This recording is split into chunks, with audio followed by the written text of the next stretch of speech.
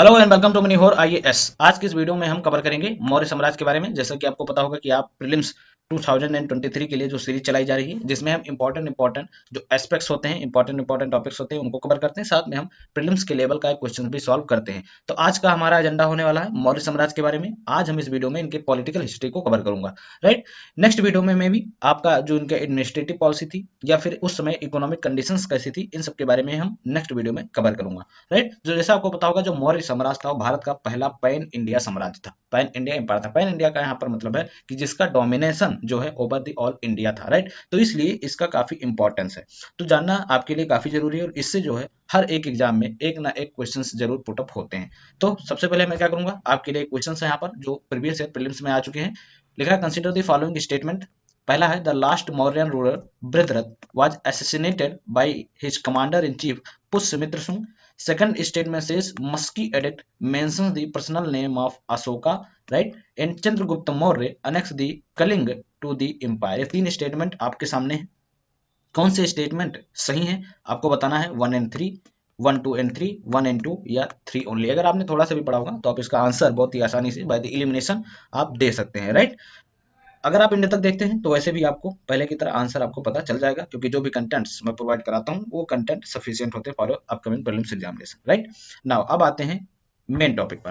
तो हिस्ट्री को समझने के लिए सबसे पहले हमको क्या जरूरी होती है कि सोर्सेस को हम समझें, राइट। क्योंकि हिस्ट्री हम तभी क्रिएट कर पाते हैं जब उनके सोर्सेस के बारे में हमको पता होगा। उसी सोर्सेस से क्या करते हैं कि हम हिस्ट्री को क्रिएट करते हैं। जैसे आपको पता होगा कि 600 बीसीई से पहले बहुत ज्यादा सोर्सेस उपलब्ध नहीं है, राइट। लेकिन जब आप 600 बीसीई के बाद बढ़ते हैं, आगे बढ़ते हैं, तब क्या होता है कि थोड़े थोड़े आपको सोर्सेज मिलने लगते हैं, जिससे क्या होता है बेसिकली हम उस सोर्सेज के बेसिस पर हिस्ट्री को ड्राइव करते हैं। तो मौर्य एम्पायर के बारे में जानने के कौन कौन से सोर्सेस हमको मिलते हैं, राइट, जिससे क्या करें कि उनकी हिस्ट्री को हम ड्राइव कर सके। तो उनमें कुछ आर्कियोलॉजिकल सोर्सेस भी मिलते हैं, राइट। जैसे जो साइट्स एक्सकेवेट किया जाता है उनके आधार पर भी हम क्या बताते हैं, उनके बारे में जानकारी लेते हैं। इसके साथ जैन और बुद्धिस्ट टेक्स्ट में भी इनका मेंशंस मिलता है, राइट। इसके साथ बहमनी इंस्क्रिप्शन जो सांची में है वो डिसाइफर किया गया था जेम्स प्रिंसेप के द्वारा, कि बेसिकली उस इंस्क्रिप्शन में क्या लिखा हुआ है 1837 में, उससे भी हमको काफी जानकारी मिलती है। ये क्वेश्चन असल क्या होता है कि वन डे एग्जाम में पूछता है।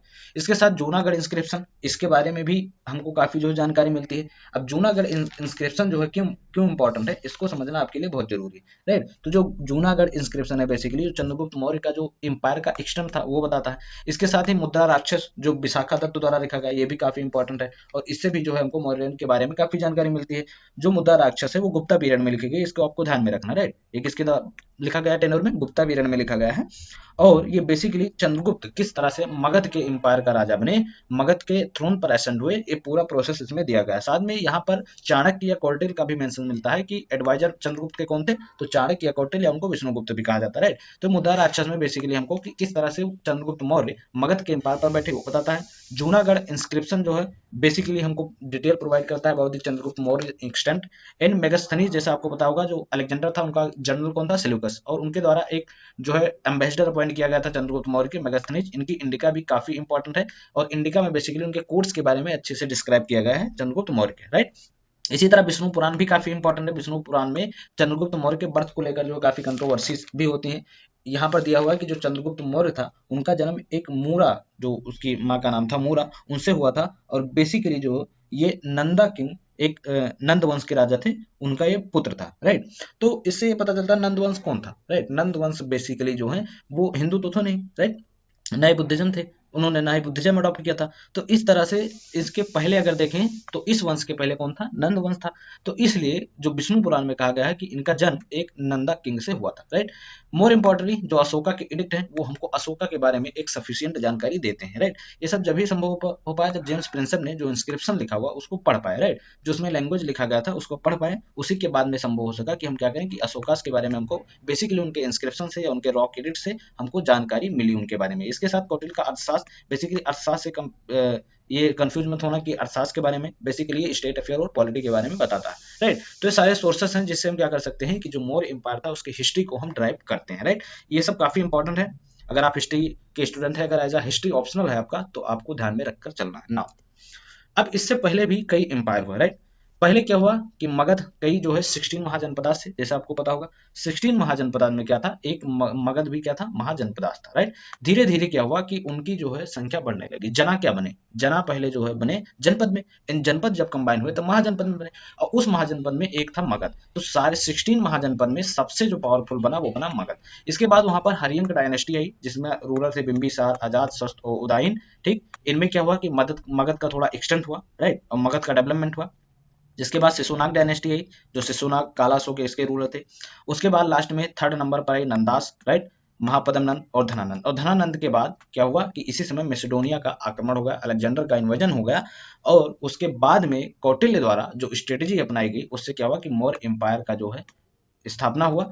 और मौर्य एम्पायर 324 या कहीं पर 321 भी लिखा मिलेगा, 187 बीसी यहाँ पर कर लीजिएगा, एडी नहीं होगा, राइट, बीसीई यहाँ तक ये जो है चला, राइट। इसके जो इंपॉर्टेंट रूलर हैं मैं आपको बता दूं, चंद्रगुप्त मौर्य हो गए, बिंदुसार हो गए, अशोका हो गए और बृहद्रथ, राइट।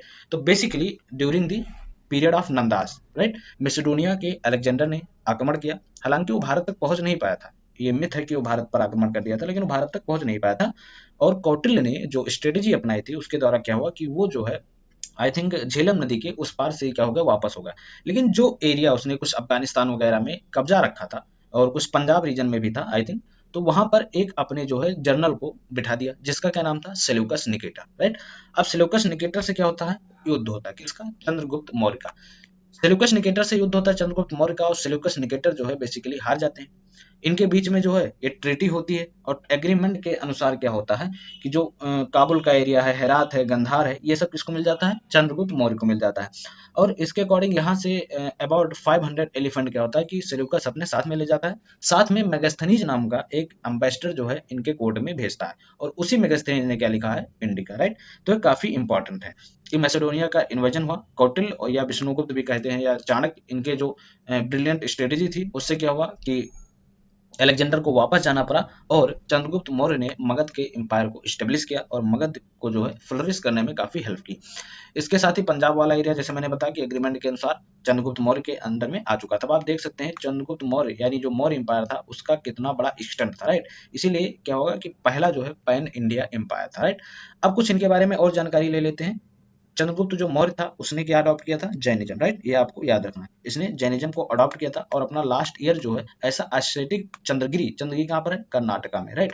वहां पर इन्होंने अपना जीवन यापन बिताया, और इन्होंने सुलेखना चूज किया। सुलेखना मीन्स क्या होता है कि भूख से, स्टारवेशन से डेथ हो जाना, राइट, तो इसको हम सुलेखना कहते हैं। तो अपना इन्होंने लास्ट ईयर चंद्रगुप्त मौर्य ने कहा बिताया, चंद्रगिरी जो कर्नाटक में है, और इन्होंने सुलेखना चूज किया, that is death by the starvation, right.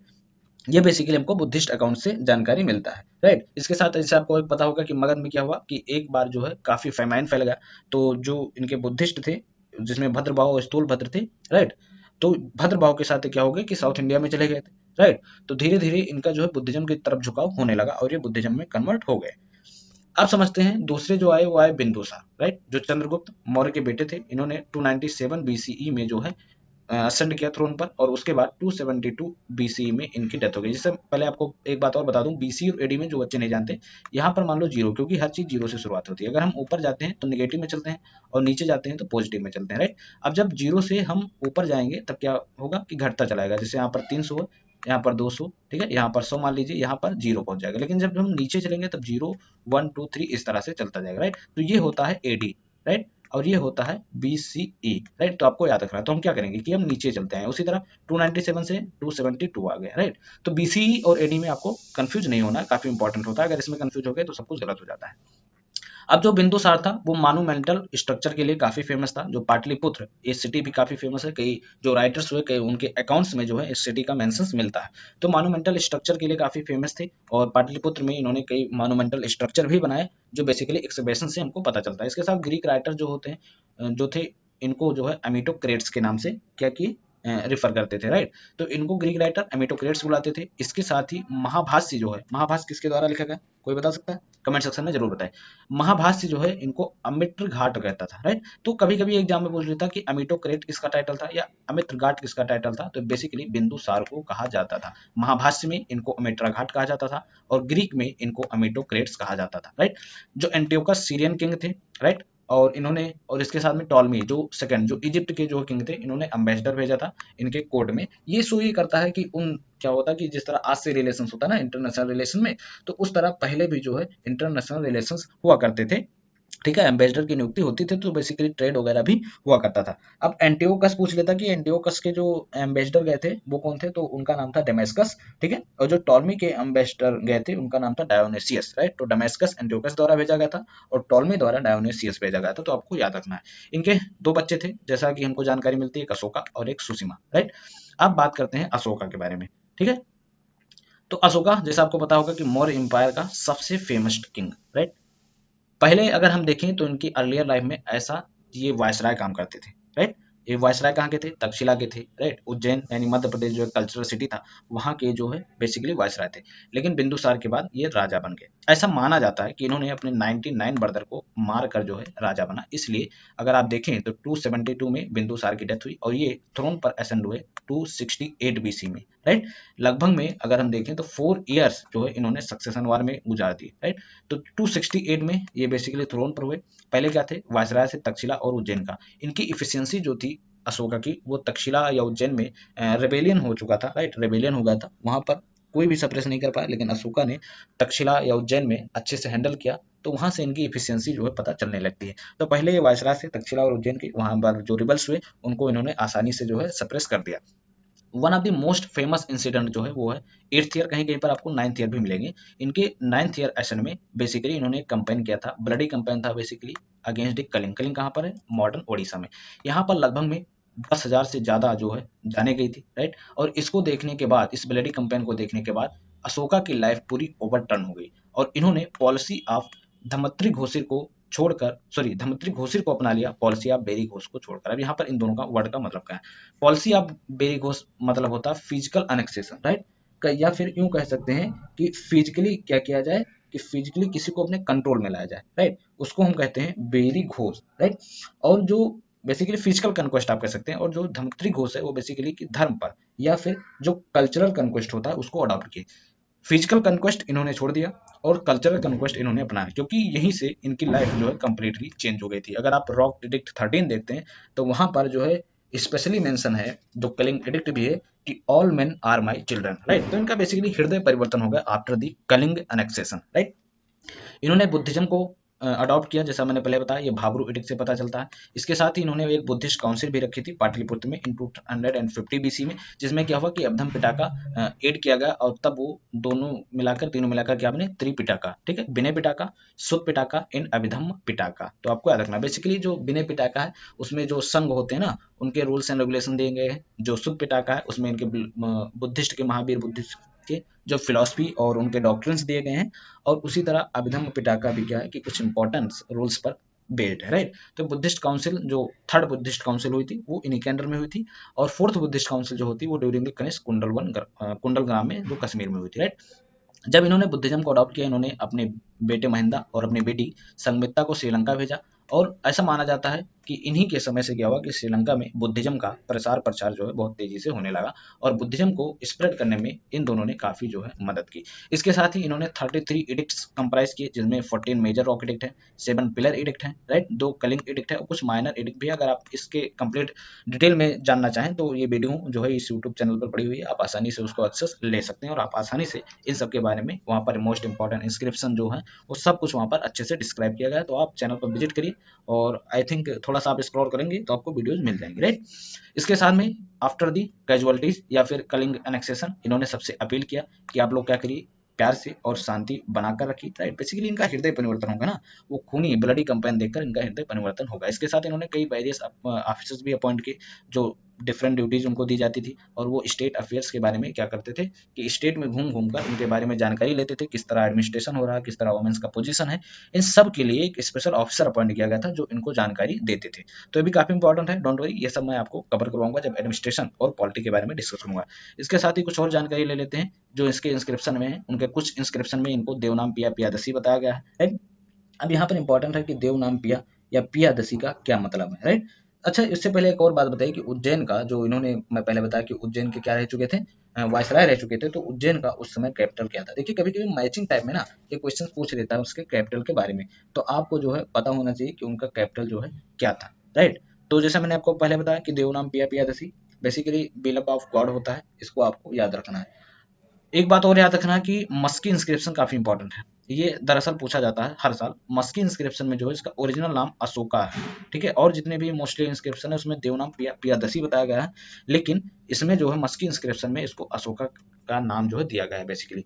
और इसके बाद जो आते हैं ब्रदरथ आते हैं, ब्रदरथ को मारकर जो है पुष्यमित्र शुंग, राइट, वो क्या करते हैं कि ब्रदरथ को मार देते हैं, असेसिनेट कर देते हैं, और मगध के एम्पायर पर अपना खुद जो है काबिज हो जाते हैं, राइट। तो ये सब जानकारी आई थिंक आपको क्लियर हो गया होगा इसके पॉलिटिकल हिस्ट्री के बारे में, राइट। और फिर हम नेक्स्ट वीडियो में मे भी हो सकता है कि इनके एडमिनिस्ट्रेटिव और जो पॉलिटिकल स्ट्रक्चर था या इनको इनको इकोनॉमिक कंडीशन था, राइट, उनके बारे में हम डिस्कस करेंगे, राइट। अब आते हैं अपने क्वेश्चन पर। चलिए क्वेश्चन हमारा क्या कह रहा है, yes, last Maurya ruler Bridrat was assassinated by his commander-in-chief Pusmit Sung, right? Musky edict mention the personal name of Ashoka, right? Chandragupta Maurya annexed Kalinga. No, it is annexed by the Ashoka, right, it was annexed by the Ashoka. तो third option आपका जो है correct है statement, तो यहाँ पर ये cancel हो जाएगा, ये कैंसिल हो जाएगा, एंड 3 ओनली, ये भी कैंसिल हो जाएगा, 1 and 2 is the correct answer, right. I think everything is clear now. अगर आपको अच्छा लगे हो तो चैनल को सब्सक्राइब भी करो और वीडियो को लाइक भी करो। मिलते हैं नेक्स्ट वीडियो में, ऑल द बेस्ट।